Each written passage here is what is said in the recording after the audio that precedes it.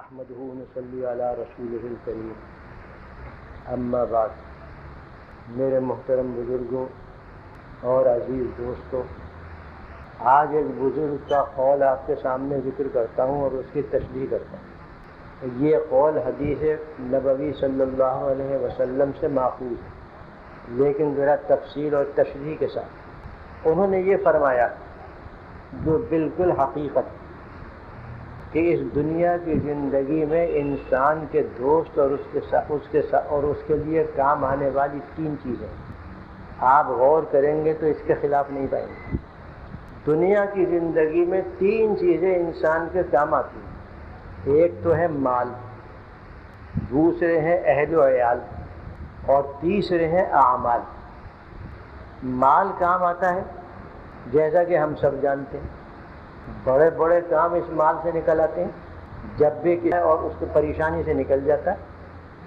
تو مال ایک ایسی چیز ہے کہ جو انسان کے اس دنیا میں کام آنے والی ہے، یعنی اس دنیاوی زندگی میں مال اس کا دوست ہے۔ جس طرح دوست، حقیقی دوست کام آتا ہے انسان کے ہر موقع پر اور ہر تکلیف کے وقت میں، ایسے ہی یہ مال کام آتا ہے۔ دوسری چیز ہے اہل و عیال، یعنی آل اولاد اور بیوی بچے، یہ انسان کے کام آتے ہیں کم سے کم اس دنیا کی زندگی میں۔ چنانچہ ہر شخص کا اور ہمارا یہی طریقہ ہے کہ جب کوئی بات پیش آتی ہے اپنی اولاد سے اور اپنے گھر والوں سے ذکر کرتے ہیں، مشورے لیتے ہیں، اور گھر والے بھی اخلاص کے ساتھ مشورہ دیتے ہیں اور پورے طریقے سے تعاون کرتے ہیں، حتیٰ کہ بعض اوقات اپنے آپ کو مصیبت میں پھنسا کر باپ کو آزاد کرا لیتے ہیں۔ تو یہ بھی ایک کام آنے والی چیز ہے۔ تیسری چیز ہے اعمال، اس کے افعال، اس کا کردار۔ اگر اچھے اعمال ہیں، اخلاق اس کے اچھے ہیں، کردار اس کا مضبوط ہے، اس دنیا میں اس کے بہت کم آتا ہے۔ اور اگر اعمال دوسرے انداز کے ہیں، نہ اخلاق اپنے اندر رکھتا ہے، نہ کسی کردار کا مالک ہے،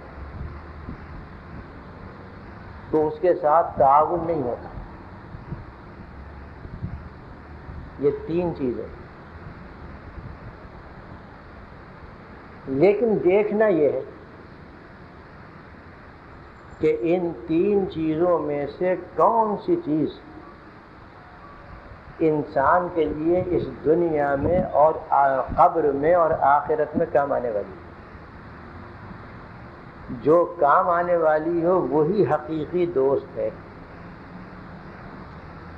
دنیا میں بھی کام آئے، قبر میں بھی کام آئے، آخرت میں بھی کام آئے، وہ حقیقی دوست ہے۔ اور یہ بحیثیت مسلمان ہم میں سے ہر ایک جانتا ہے کہ پہلی چیز جو ہے مال،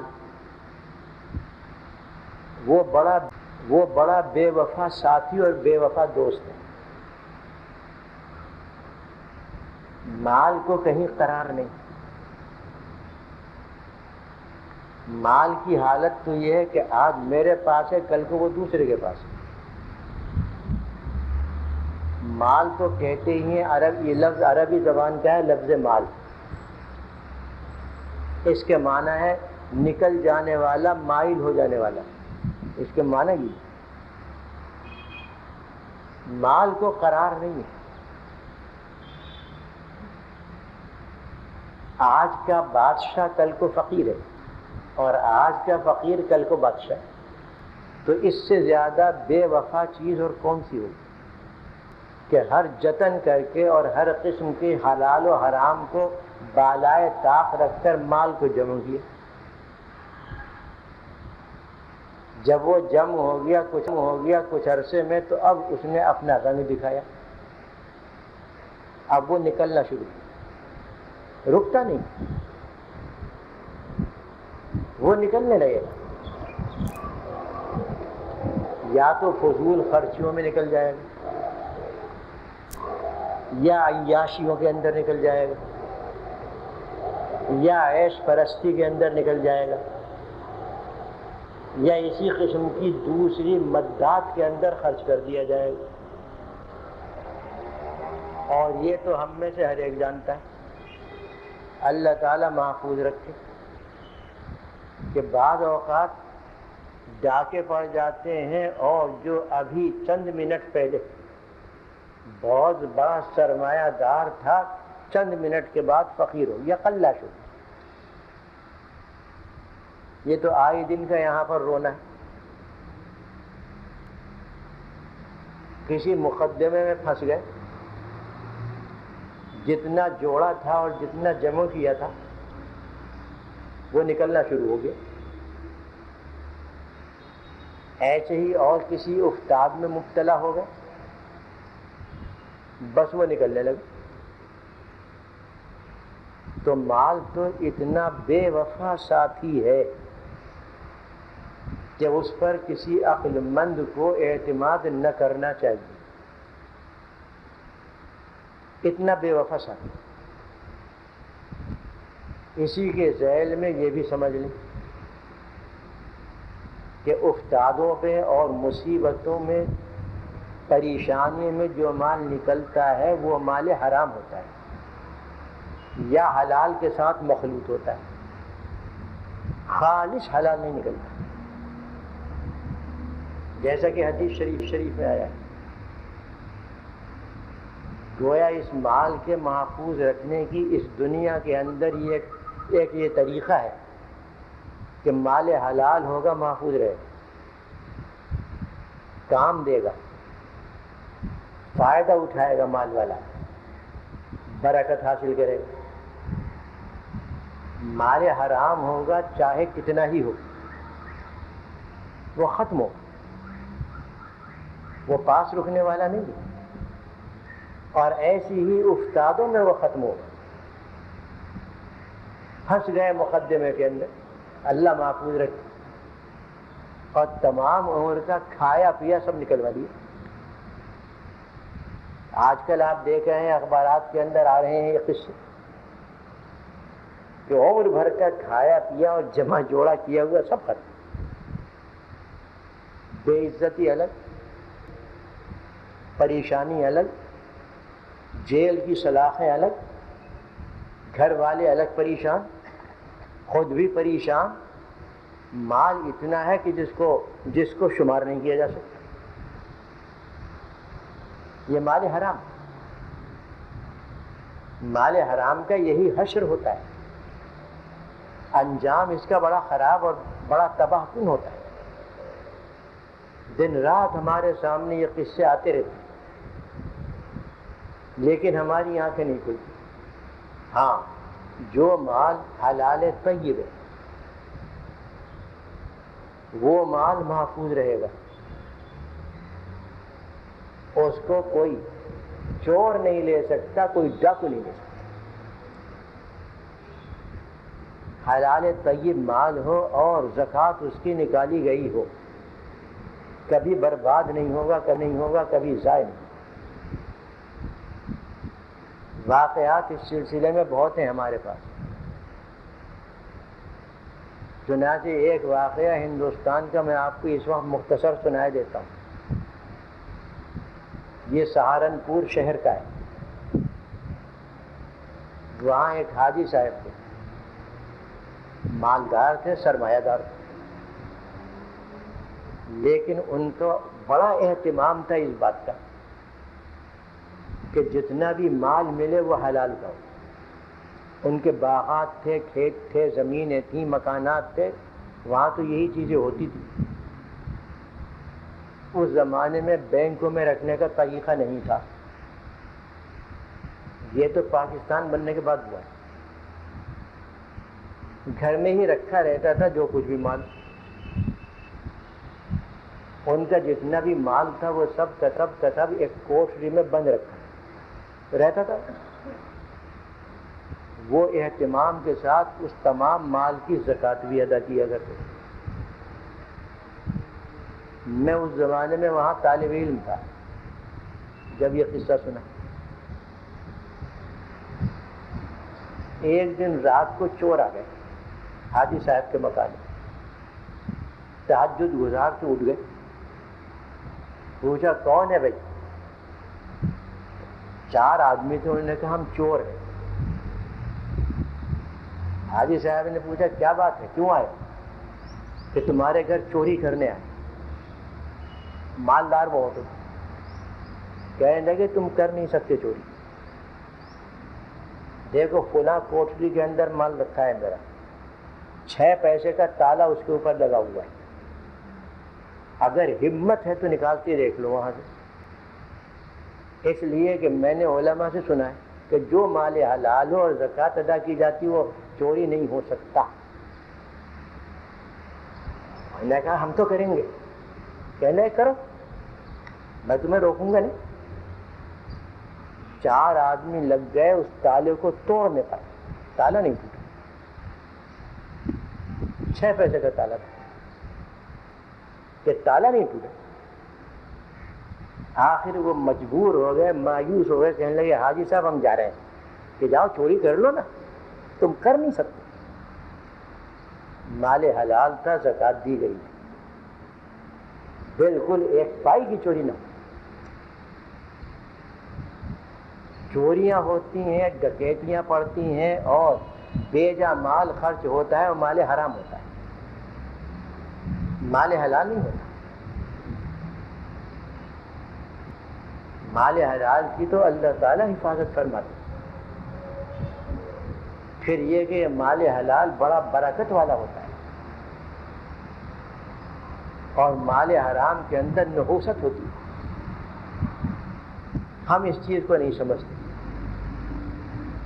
ہم تو دیکھتے ہیں کہ بس تعداد زیادہ سے زیادہ ہوتی جائے، 99 کے چکر میں مبتلا ہے. جتنی تعداد زیادہ ہوتی ہے، مقدار جتنی زیادہ ہوتی ہے، ہم خوش ہوتے ہیں. حلال و حرام کا ہم فرق نہیں کرتے. چنانچہ ایسے ایسے نقصانات اٹھاتے ہیں کہ عمر بھر کا جوڑا ہوا مال سب کا سب ختم ہو جاتا ہے. برکت اس میں ہوتی ہے، جیسا کہ خود حدیث شریف کے اندر بھی ہے اور قرآن کریم میں بھی کہ مال حلال مبارک ہوتا ہے، اس میں برکتیں ہوتی ہیں. برکت کا مطلب یہ کہ بہت کم پیسوں میں بہت زیادہ کام ہو جاتا ہے. یہ برکت یعنی مقدار نہیں بڑھتی مال کی، لیکن اس کی کیفیت اچھی ہو جاتی ہے اور برکت پیدا ہو جاتی ہے اس طریقے پر کہ مال حرام اگر 1,00,000 خرچ کر دو تو وہ فائدہ نہیں پہنچائے گا کہ جتنا 1,000 مال حلال پہنچا دے. تو یہ برکتیں اس کے اندر ہوتی ہیں. تو میرا تو مقصود یہ تھا کہ مال بہت ہی بے وفا قسم کا ساتھی ہے. یہ ہمیشہ ساتھ نہیں رہے گا اس دنیا کے اندر بھی. آج ہے کل کو نہیں. اس لیے اس دوست پر اعتماد نہ کرنا چاہیے، اپنے اس ساتھی پر اعتماد نہ کرنا چاہیے. یہ تو ہر جائی چیز ہے اور ہر جائی پر اعتماد کرنا اپنے آپ کو نقصان پہنچانا ہے. یہ بات جو ان بزرگ نے فرمائی آپ خود فیصلہ کیجیے کہ صحیح ہے یا غلط. بالکل صحیح فرمائی. دوسری چیز ہے اہل و عیال، آل اولاد، بیوی بچے. یقیناً یہ بڑے بہترین ساتھی ہیں اس دنیا میں. یہ مال کی طرح بے وفا نہیں ہے. جس طرح مال بے وفا ہے اور ہر جائی ہے، بیوی بچے نہیں ہوتے، لیکن یہ بیوی بچے جو ہمارے ساتھ ہیں، ان کا تعاون، ان کی خدمت صرف موت تک ہے، اس کے بعد نہیں، قبر تک ہے، اس کے بعد نہیں۔ پہلے ساتھی سے زیادہ اچھا ہے، لیکن یہ بھی ہمیشہ کے لیے کام دینے والے نہیں۔ جو کچھ بھی یہ اپنے باپ کے لیے کریں گے وہ دنیا کی زندگی میں کریں گے، یا اس کی موت کے وقت کریں گے، کسی طریقے سے یہ زندہ بچ جائے۔ لیکن جب اللہ کا حکم آ گیا موت کا، تو اب وہ بھی بے بس ہو گئے، اب تو جلد سے جلد اس کو قبر میں اتارنے کی تیاری کریں گے۔ موت کے بعد قبرستان تک تو ساتھ جائیں گے، لیکن باپ کو اس گڑھے میں دفن کرنے کے بعد واپس آ جائیں گے۔ ساتھی ہیں، بہترین ساتھی، خدمت کرتے ہیں، تعاون کرتے ہیں، تمام مشقتیں برداشت کرتے ہیں باپ کو آسانیاں پہنچانے کے لیے، لیکن کب تک؟ قبر کے گڑھے تک۔ باپ کو اتارا قبر کے گڑھے میں اور واپس آ گئے، اندر کوئی نہیں جاتا باپ کے پاس، وہاں پر خدمت کرنے والا کوئی نہیں، قبر کے اندر باپ کی مدد کرنے والا کوئی نہیں، جس کا مطلب یہ ہوا کہ یہ اہل و عیال صرف دنیا کی زندگی تک ساتھ ہیں، اس کے بعد یہ بھی بالکل الگ۔ 2-4 دن یاد رکھیں گے، ایصال ثواب کریں گے اگر وہ سعادت مند ہے، اس کے بعد بھول بھال جائیں گے، جیسا کہ ہمارا اور آپ کا طریقہ ہے کہ کچھ دنوں تک یاد رکھا اور اس کے بعد ایسے بھولے کہ سالوں نام تک بھی نہ لی، حالانکہ باپ بھولنے کی چیز نہیں۔ اگر اس کو دل سے یاد نہیں رکھ سکتے تو اس کے طریقوں پر عمل کرو اور اس کے دستور کو آگے چلاؤ، اگر وہ نیک بندہ ہے، یہ بھی اس کی یاد کے اندر داخل۔ تو یہ ایسا ساتھی ہے کہ جس نے دنیا کی اس زندگی میں وقت وجود سے باپ کی خدمت کی اور موت تک وہ خدمت کرتے رہے، مرنے کے بعد کوئی خدمت نہیں کرے گا، بلکہ اور جلد سے جلد اسے قبر میں پہنچانے کے انتظامات کریں۔ لہذا اس پر بھی کامل اعتماد نہیں کیا جا سکتا۔ میں بہت ہی مختصر انداز میں بیان کر رہا ہوں آپ کے سامنے، لیکن مطلب انشاءاللہ پورا واضح ہو جائے۔ تیسرا ساتھی اور تیسرا دوست ہے اعمال۔ یہ ایسا دوست اور ایسے ساتھی ہیں کہ جو دنیا میں بھی ساتھ، موت کے وقت بھی ساتھ، قبر میں بھی ساتھ، آخرت میں بھی ساتھ۔ یہ ایسا ساتھی، یہ ایسا ساتھی دنیا میں ساتھ، جیسا کہ ابھی میں نے عرض کیا کہ اگر کوئی شخص نیک اعمال پر پابندی سے عمل کرتا ہے اللہ کو خوش کرنے کے لیے،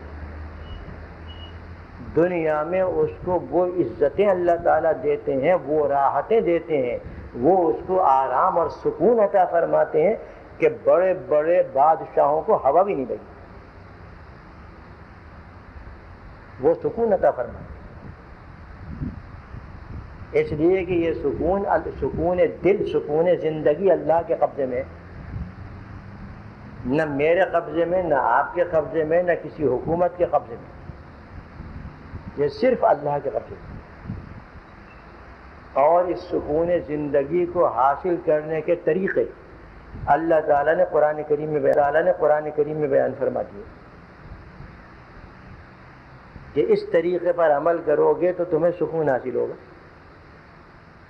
اسے چھوڑ دو گے تو بے چین ہو جاؤ گے۔ ان میں سے ایک یہ بھی کہ اچھے اعمال کرنے والا جو پابندی سے کرے اللہ کو خوش رکھنے کے لیے، اور اچھے اعمال سے مراد ہے سنت کے مطابق، سنت رسول اکرم صلی اللہ علیہ وسلم کے مطابق اپنی زندگی بنانا اور اسی راہ پر چلتے رہنا، یہ مراد ہے اچھے اعمال سے۔ اچھے اعمال وہ نہیں ہے کہ جو ہم اپنے طریقے پر سوچ لیں کہ بھئی اچھا عمل کرو، وہ نہیں ہے اچھے اعمال۔ اچھے اعمال وہ ہیں کہ جو حضور اکرم صلی اللہ علیہ وسلم نے کیے، جن پر آپ نے زندگی گزاری، ان اعمال پر عمل کرے اللہ کو خوش رکھنے کے لیے، وہ اچھے اعمال کرنے والے۔ اچھے اعمال کی خاصیت یہ ہے، اچھے اعمال کی تاثیر یہ ہے کہ اس دنیا کے اندر سکون ملے گا اور راحت و آرام حاصل ہوگا۔ مال سے حاصل نہیں ہو سکتا راحت و آرام، کسی عہدے اور منصب سے حاصل نہیں ہو سکتا، آل اولاد سے حاصل نہیں ہو سکتا۔ راحت و آرام اور سکون زندگی ملے گا تو وہ سنت کے مطابق عمل کرنے سے ملے گا۔ جب دل چاہے آپ اس کا تجربہ کر کے دیکھ لیجیے، اپنی زندگی کو بدل لینا ہر شخص کی اختیار میں ہے، یہ کوئی ناممکن چیز نہیں ہے۔ جن حضرات نے اب تک خلاف سنت زندگی گزاری اور اس کے نتائج بھگتے کہ پریشانیاں اور زیادہ ہوتی چلی گئیں، اب ذرا وہ تجربے کے لیے اور امتحان کے لیے سنت کے مطابق اپنی زندگی بنائیں، عمل کریں اور پھر اس کا نتیجہ دیکھیں۔ میرے سامنے اس کی بہت سی مثالیں کہ جب سنت کے اوپر آدمی نے عمل کرنا شروع کیا، سکون خود بخود اس کے دل میں آنے لگا، زندگی اس کی نہایت پرسکون ہو گئی۔ تو یہ اعمال صالحہ یعنی سنت کے مطابق زندگی بنا لینا اس دنیا میں بھی سکون و اطمینان کا، راحت و آرام کا سبب ہے۔ قرآن کریم نے جا بجا اس کو بیان کیا ہے مختلف انداز سے۔ چنانچہ سورہ نحل کے اندر ایک آیت ہے، صرف اسی کو اس وقت بیان کروں گا، ورنہ آیات اور بھی ہیں۔ من عمل صالحا من ذکر او انثی وہو مومن، کہ جو مرد یا عورت ایمان والے مومن ہو، من عمل صالحا وہ اچھا عمل کرے، اعمال صالحہ جو مرد کرے جو عورت کرے، فَلَنُحْيِيَنَّهُ حَيَاةً طَيِّبَةً، بڑا زبردست وعدہ اللہ نے کیا ہے کہ ہم اس کو اس دنیا میں نہایت پاکیزہ زندگی دیں گے۔ بڑا زبردست وعدہ، پکا وعدہ، جس کو اہل علم جانتے ہیں لنحیینہ میں کیا تاکید ہے اور کس قدر اس میں پختگی، نہایت پکا وعدہ کیا ہے اللہ تعالیٰ نے کہ جو مومن یا مومنہ نیک عمل کرے، اچھا عمل کرے، اور اچھے عمل کو میں نے بتا دیا یعنی سنت کے مطابق اپنے آپ کو بنا لے، تو اللہ تعالیٰ نے وعدہ کیا اور پکا وعدہ کیا کہ ہم اس کو اس دنیا میں نہایت پاکیزہ زندگی دیں گے۔ پاکیزہ زندگی کی تفسیر کا یہ موقع نہیں، اور کبھی ہوگا تو انشاءاللہ میں عرض کر دوں گا، یہ تو دنیا میں کریں گے۔ اور فرمایا کہ وَلَنَجْزِيَنَّهُمْ أَحْسَنَ الَّذِي كَانُوا يَعْمَلُونَ وَنَجْزِيَهُمْ بِأَحْسَنِ الَّذِي، اور ہم آخرت میں ان کے اعمال کا بہترین بدلہ دیں گے۔ دنیا بھی بن گئی، آخرت بھی بن گئی۔ کس چیز سے؟ اعمال صالحہ سے۔ کس چیز سے؟ اعمال صالحہ سے، نیک اعمال سے۔ دنیا بھی درست ہوئی، آخرت بھی درست ہوئی۔ ایک اور جگہ فرمایا ان الذین آمنوا وعملوا الصالحات سیجعل لهم الرحمن ودا۔ یہ سورہ مریم کی آخری آیت میں بڑی پختگی کے ساتھ فرمایا کہ بے شک جو ایمان لائے وعملوا الصالحات، یہاں بھی وہی قید آ گئی، اور پھر انہوں نے نیک عمل کیے، اچھے عمل کیے، وعدہ فرمایا سیجعل لهم الرحمن ودا، اللہ تعالیٰ ان کی محبت دوسروں کے دلوں میں ڈال دیں گے۔ کیا چاہیے اور حضرت آپ کو؟ اور کیا چاہیے؟ آپ خود غور کر کے بتائیں کہ اللہ تعالیٰ ان کی محبت ڈال دیں گے، یعنی لوگوں کے دلوں میں، نہ صرف لوگوں کے دلوں میں بلکہ فرشتوں کے دلوں میں، بلکہ فرشتوں کے دلوں میں، جنات کے دلوں میں، اور دوسرے حیوانات کے دلوں میں، اور اس کائنات کے اندر اس کی مقبولیت بڑھ جائے گی۔ کس چیز سے؟ دو کام ہے، ایک ایمان جو اللہ نے ہمیں عطا فرما رکھا ہے محض اپنے فضل و کرم سے، ورنہ ہم تو اسے چھوڑنے کے لیے ہر وقت تیار ہیں، اللہ محفوظ رکھے، اور دوسرے اعمال صالحہ جو ہمارے اختیار میں ہے، جب چاہیں ہم ان کو اختیار کر سکتے ہیں۔ اس آیت کے اندر وعدہ فرمایا کہ تمہاری محبت پر آ جائے گی۔ حدیث شریف میں ہے کہ جب کوئی بندہ نیک صالح عمل کرتا ہے اللہ کا تقرب اسے حاصل ہو جاتا ہے۔ اب اللہ تعالیٰ حضرت جبرائیل کو حکم دیتے ہیں کہ دیکھو میں اپنے فلاں بندے سے محبت کرتا ہوں، تم بھی کرو۔ محبت کیوں کی اللہ تعالیٰ نے؟ اس لیے کی کہ بندے نے نیک اعمال اختیار کی۔ فرشتے تمام، حضرت جبرائیل تمام آسمانوں کے فرشتوں میں اعلان کر دیتے ہیں کہ فلاں بندے سے اللہ تعالیٰ محبت فرماتا ہے، لہذا اے فرشتوں تم بھی محبت کرو۔ کہاں سے حاصل ہوئی فرشتوں کی محبت؟ اور اس کے بعد فرمایا آپ صلی اللہ علیہ وسلم نے کہ اللہ تعالیٰ پھر اس شخص کی مقبولیت اس دنیا میں نازل فرما دیتے ہیں، جو دیکھتا ہے خوش ہو جاتا ہے، مصافحہ کرتا ہے، ہاتھ چومتا ہے اور اس سے دعا کی درخواست کرتا ہے، اس کے اوپر بزرگی کے آثار آ جاتے ہیں، اللہ تعالیٰ کی جانب سے مقبولیت اسے حاصل ہوئی۔ کیا چیز ہے یہ اعمال صالحہ؟ ذرا آپ سوچ لیجیے۔ یہ تو میں نے صرف چلتے چلتے ایک دو آیتیں سنا دی ہیں آپ کو، ورنہ قرآن میں بہت اس کا ذکر ہے۔ ہر جگہ آپ کو ایمان کے ساتھ اعمال صالحہ ملیں گے۔ تو دنیا کے اندر یہ نیک اعمال کام دے رہے ہیں، بتائیے اس شخص سے بڑھ کر کس کو سکون حاصل ہوگا کہ مخلوق اس سے محبت رکھتی ہو، عقیدت رکھتی ہو؟ کس کو سکون حاصل ہو؟ بادشاہوں کو نہیں ہوتا یہ سکون، بادشاہوں کو حاصل نہیں ہوتا، یہ حاصل ہوتا ہے اللہ کے نیک بندوں، اور اس سے زیادہ راحت و آرام میں کون ہوگا کہ مخلوق اس سے محبت کرتی ہے۔ بادشاہوں کی حکومت ہوتی ہے سروں پر، اللہ والوں کی حکومت ہوتی ہے دلوں پر۔ تاریخ اسلام اور اولیاء کرام کے حالات اسی پر دلالت کرتے ہیں، اول سے لے کر آج تک۔ اللہ کا وعدہ غلط نہیں، بالکل سچا اور پکا ہے۔ حکومت ہوتی ہے لوگوں کے سروں پر، لیکن دلوں پر کس کی حکومت ہوتی ہے؟ اللہ والوں کی، ان کی حکومت۔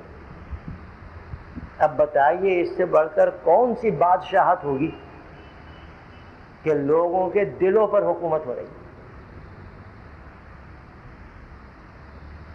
اگر کوئی اللہ کا نیک بندہ اپنے کسی خادم کو اشارہ کر دے کہ یہ کام کرنا ہے، آپ نے دیکھا ہوگا اگر بزرگوں کی مجلس میں آپ بیٹھے ہیں تو آپ نے دیکھا ہوگا کہ تیر کی طرح اٹھتا ہے، بجلی کی طرح دوڑتا ہے اور جلدی سے کام کر کے آتا ہے۔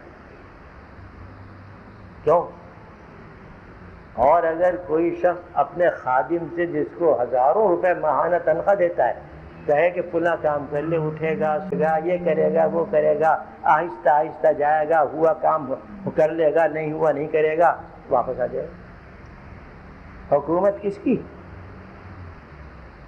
اللہ والوں کی یا مال والوں کی؟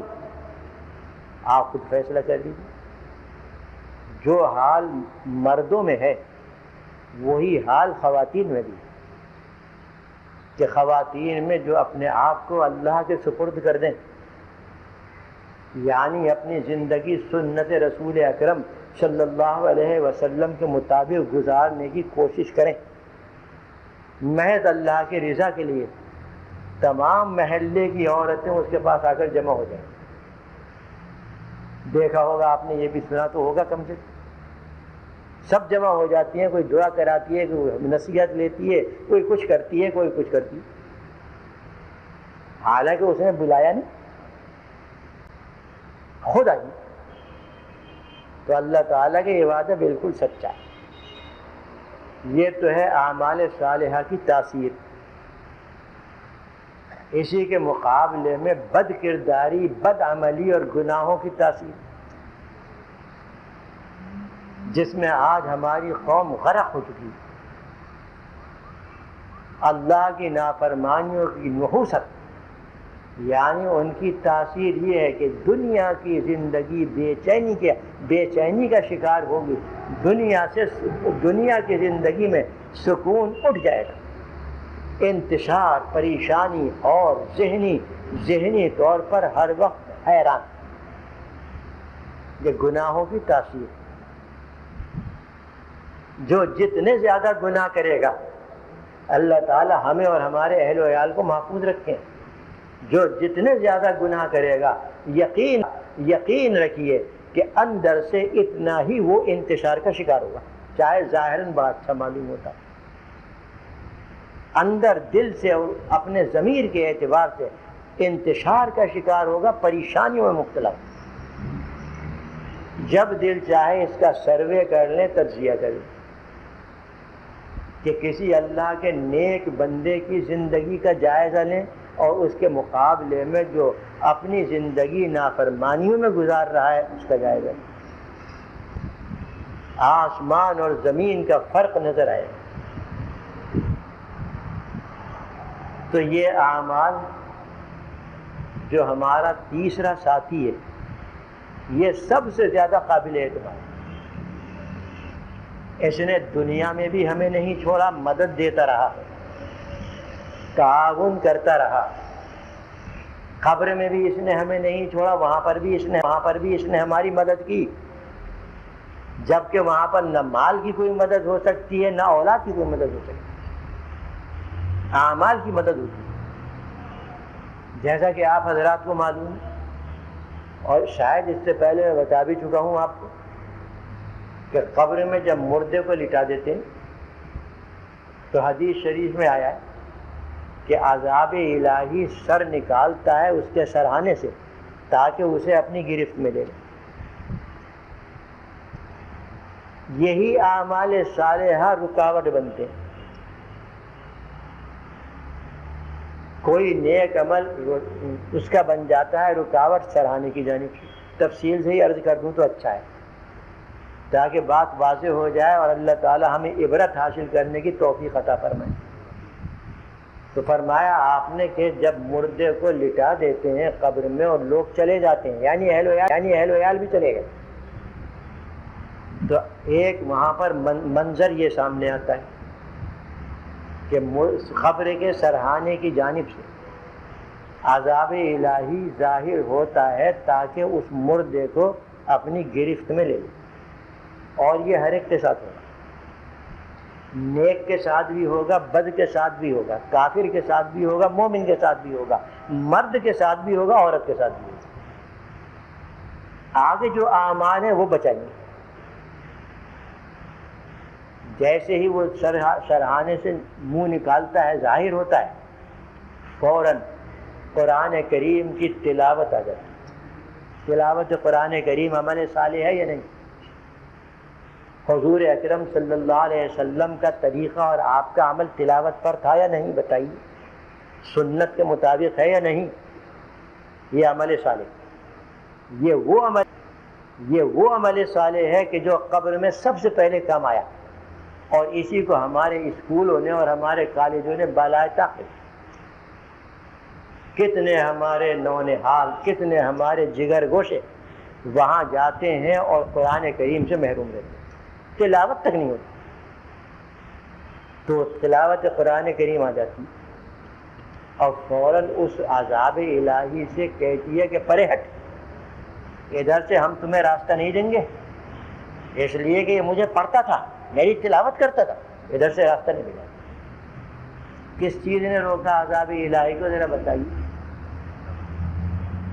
جب ادھر سے اس کو راستہ نہیں ملتا اور اس عمل صالح نے روک دیا، تو اب فرمایا کہ وہ عذاب نمودار ہوتا ہے داہنی جانب سے، قبر کی داہنی جانب سے۔ اتنا سمجھ لیجیے کہ قبر کا جو ابتدائی زمانہ ہے مردے کے دفن کرنے کے بعد سے لے کر کسی نتیجے تک پہنچنے تک، وہ امتحانات اور آزمائشوں کا زمانہ ہے، مختلف طریقے سے آزمائشیں ہوں گی۔ جب ان آزمائشوں میں کامیاب ہو جائے گا تب جا کر اس کو وہاں پر سکون ملے گا، تو قبر میں داہنی جانب سے ظاہر ہوتا ہے۔ آپ نے فرمایا کہ وہ نمازیں جو پابندی سے پڑھی ہیں وہ فوراً درمیان میں آ جاتی ہیں۔ نمازیں عمل صالح ہے یا نہیں؟ سنت رسول اکرم میں داخل ہے یا نہیں؟ اور آپ سے زیادہ نماز پڑھنے والا پوری مخلوق میں کوئی نہیں تھا۔ اتنی نمازیں آپ نے پڑھی ہیں کہ نماز میں کھڑے کھڑے پاؤں پر ورم آ جاتا تھا، نہ صرف ورم آتا تھا بلکہ ایک حدیث میں ہے کہ پاؤں پھٹ جاتے تھے، مبارک پاؤں جو پھٹ جاتے تھے، اتنے کھڑے رہتے تھے آپ۔ صاحبو ذرا اپنی زندگی پہ غور کریں اور اس حدیث پہ غور کریں۔ کتنی نمازیں ہم پڑھتے ہیں، ہمارے بچے پڑھتے ہیں، ہماری بہنیں پڑھتی ہیں، ہماری بیٹیاں پڑھتی ہیں اور ہم پڑھتے ہیں۔ سوچ لیجیے کیسے بچاؤ ہوگا آخر قبر کے اندر؟ نمازیں تو ہیں نہیں روکنے والی، تلاوت نہیں ہے جو روکتی تھی، نمازیں نہیں ہیں جو روکنے والی ہیں، کیسے بچاؤ؟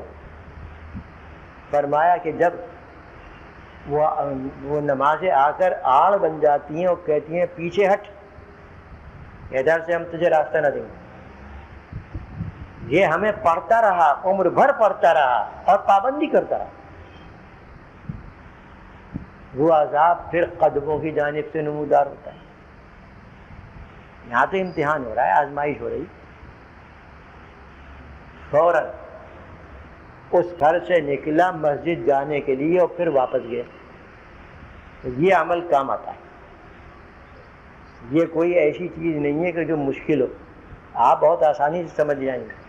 عبادت کے لیے جب آدمی نکلتا ہے ایک ایک قدم پر اجر و ثواب ملتا ہے۔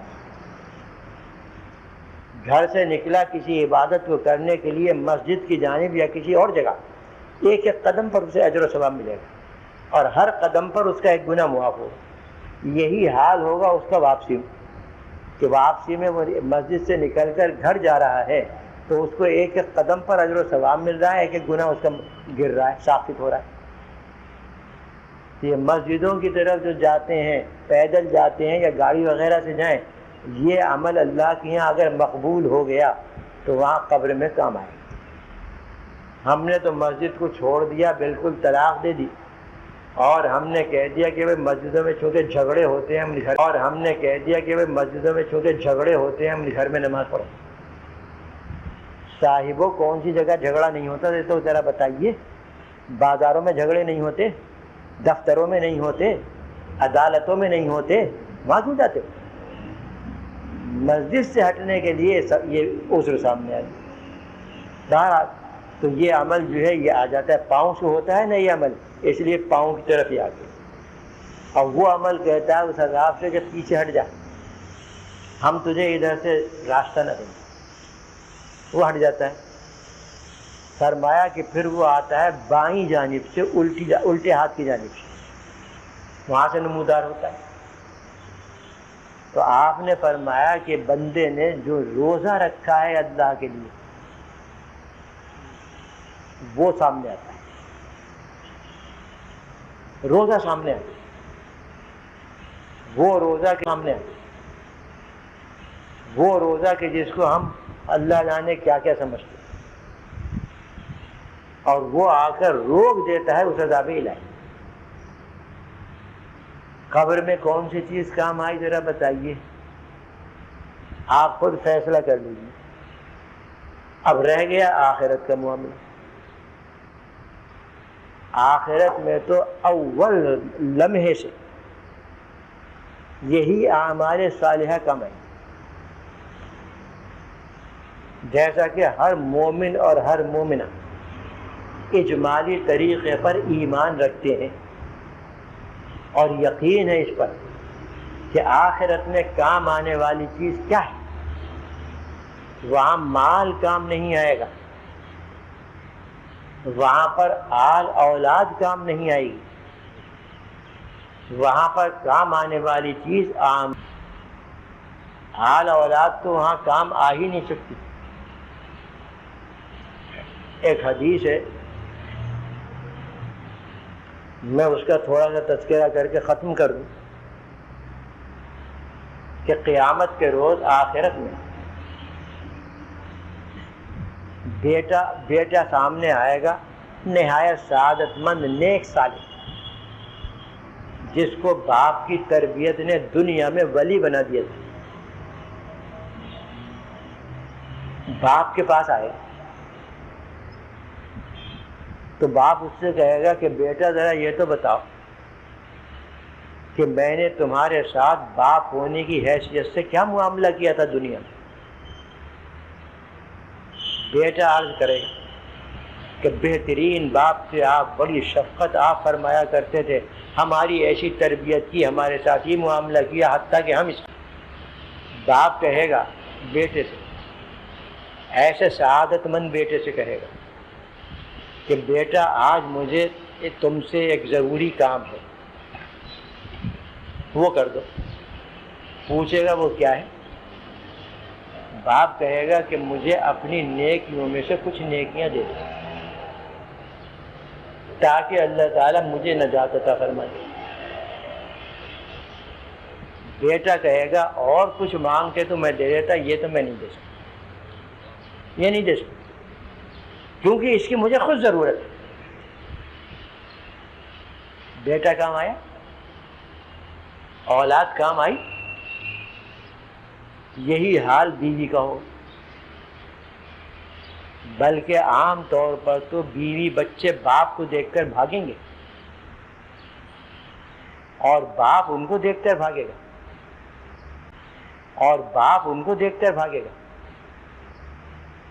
جیسا کہ قرآن کریم میں یہ منظر دکھایا گیا ہے مختصر، یوم یفر المرء من اخیہ وامہ وابیہ وصاحبتہ وبنیہ۔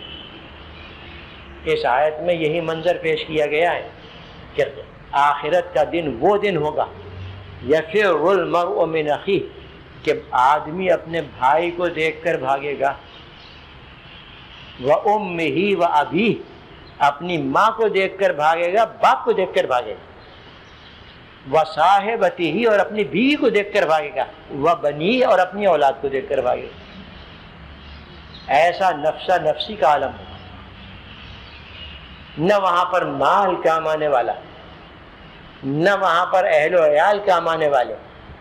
کام آنے والی چیز ہے جو جنت تک لے جائے گی، ہاتھ پکڑ کے جنت میں وہ کون سی چیز ہے؟ اب آپ خود بتا دیجیے کون سی چیز؟ اعمال صالحہ ہیں۔ یہ سب سے بہترین قابل اعتماد ساتھی ہے انسان کا اور ہمارا اس دنیا میں۔ لہذا اب نتیجہ آپ نکال دیجیے کہ ہمیں کس چیز کی فکر کرنا چاہیے اور کس ساتھی کو اپنانا چاہیے۔ مال کو اپنانا چاہیے، بڑا بے وفا ساتھی۔ آل اولاد کو اپنانا چاہیے اور ان کے ساتھ اپنی زندگی لگا کر حرام و حلال اور اللہ کی نافرمانیوں کو بالائے طاق رکھ کر ان کے ساتھ معاملہ کرنا چاہیے، وہ بھی صرف قبر تک کے ساتھ ہی ہیں۔